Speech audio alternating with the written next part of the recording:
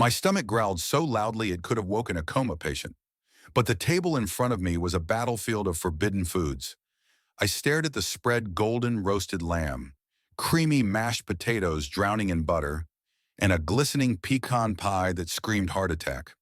All of it was a culinary minefield for someone with my food allergies, and my in-laws knew it. I'm Emily, 32, married to Tom for 3 years, and still navigating the labyrinth of his family's traditions. Tonight was the annual Carter family gathering, a spectacle of food and forced smiles at Tom's parents' sprawling suburban home. The Carters took pride in their feasts, each dish a monument to their legacy of togetherness.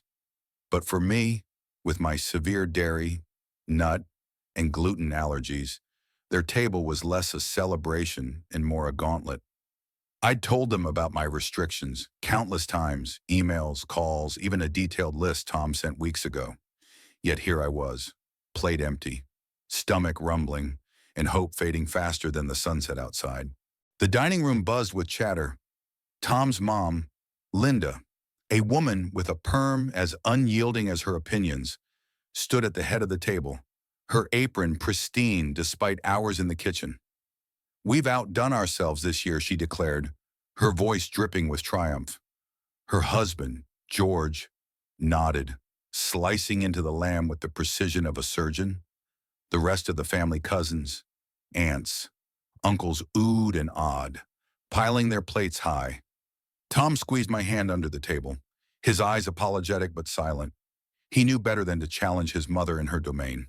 I scanned the table for something, anything, I could eat. The salad tossed with feta, the vegetables glazed with butter, even the bread rolls, innocent looking, were dusted with flour that could send me to the ER. My EpiPen felt heavy in my purse, a grim reminder of the stakes. I sipped water, trying to look engaged as Linda launched into a story about her grandmother's pie recipe. "It's a family treasure," she said, her eyes locking on mine. "You'll love it, Emily." I forced a smile. "Actually, Linda, I can't eat nuts or dairy, remember, or gluten." My voice was polite, but the room quieted. A cousin paused mid-bite.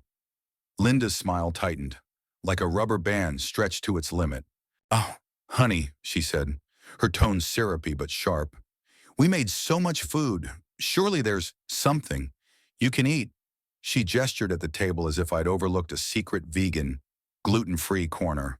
I hadn't. I'd checked 3 times. "I don't think so," I said, my cheeks burning. "It's all got something I'm allergic to." George chuckled, wiping his hands on a napkin. "Well, Emily, you're not gonna starve. There's a gas station down the road. Grab yourself a bag of chips or something." The words hit like a slap. The table erupted in awkward laughter, as if he'd just told a clever joke. Tom's grip on my hand tightened, but he stayed silent, his loyalty torn between his wife and his parents. I wanted to scream, to flip the table, to demand why they couldn't bother to make one dish I could eat. Instead, I sat there, the outsider in a room full of insiders, my hunger now competing with a growing knot of resentment. This wasn't just about food, it was about belonging, about being seen. The Carters' feasts were their love language, but their refusal to accommodate me felt like a deliberate message. "You don't fit." I'd tried so hard to win them over, helping with dishes, laughing at George's bad puns, even pretending to enjoy Linda's endless stories about her book club. But tonight, their dismissal cut deeper than ever. "Actually," I said, my voice steadier than I felt, "I brought a granola bar. I'll be fine." I pulled the bar from my purse, unwrapping it with exaggerated care. The crinkle of the wrapper was deafening in the sudden silence. Linda's eyes narrowed, and I could almost hear her thoughts. Ungrateful. Dinner dragged on. The family resumed their chatter, but the air felt heavier, like a storm brewing. Tom leaned over, whispering, "I'm sorry. I thought they'd make something for you." "They knew," I whispered back, my voice tight. "They chose not to." After dinner, as the family migrated to the living room for coffee and pie, I slipped into the kitchen to clear my head. The counters were a mess of empty wine bottles and dirty pans, a testament to the effort Linda and George had put into the meal. I wanted to feel grateful, but all I felt was invisible. That's when I saw it, a small bowl of plain steamed rice, tucked behind a stack of serving trays. No butter, no seasoning, just rice. My heart leapt. Could this be for me? I grabbed a spoon, ready to claim this small victory, when Linda walked in. "Oh, that's for the dog," she said, snatching the bowl. "Buddy's on a bland diet this week." I froze, the spoon still in my hand. The dog. They'd made food for the dog, but not for me. Something snapped inside. I set the spoon down, my hands trembling. "Linda," I said, my voice low but firm, "why didn't you make anything I could eat?" She blinked, caught off guard. "We didn't have time, Emily. You know how much work this dinner is." "You had time for the dog," I said, the words spilling out before I could stop them. "You had time for a 5-course meal, but not one dish for your daughter-in-law." Linda's face hardened. "We can't revolve everything around you. This is a family tradition. If you don't like it, maybe you shouldn't come." The words hung in the air, sharp and final. I wanted to argue, to tell her how much it hurt to be excluded, but my throat closed up. I turned and walked out, past the living room where Tom was laughing with his cousins, past the front door, and into the cool night air. I sat on the porch, the granola bar still clutched in my hand, and let the tears come. Tom found me an hour later. What happened?" he asked, with sitting beside me.